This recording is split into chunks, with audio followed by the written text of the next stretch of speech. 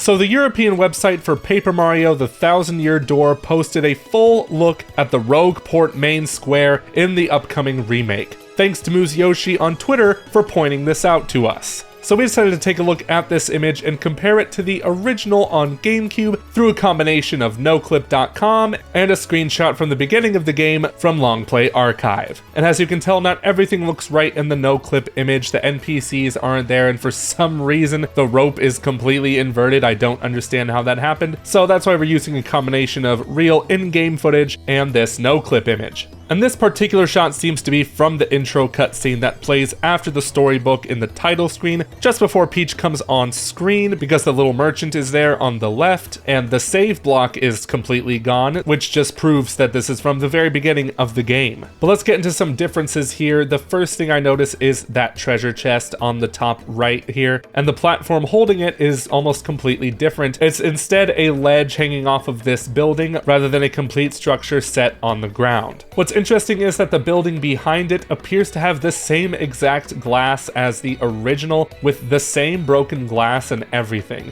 The same can also be said for the building on the left, although I don't see a window on top in the GameCube release, but I think this is due to noclip not displaying everything correctly. I don't know, it's been a very long time since I've played the Thousand Year Door, so I'm sure there's a window there anyway. The brick patterns are also different too, with the gray bricks appearing differently in the new remake, though there is still a storm drain on the right, but there's not any wood on the building next to it. Is that supposed to be a ladder? Either way, it's a pretty cruddy ladder, so it's not going to work. But the window at the top has a very similar pattern in the remake, just a little bit different. There's still drying laundry in the center alleyway, which is really cool. There's still graffiti in the back as well. So aside from some minor differences, they really are sticking almost one-to-one in the Paper Mario Thousand Year Door remake. There's also a lot more debris on the ground, some more refined puddles, and of course the lighting reflects off of the skulls differently. The wanted posters are also there. It seems very faithful. But there's one thing I badly want to know. If you go through this back alley, you can find a small room with a dead toad chalk outline inside of it, only in the Japanese version of the game because it was completely taken out in the American version.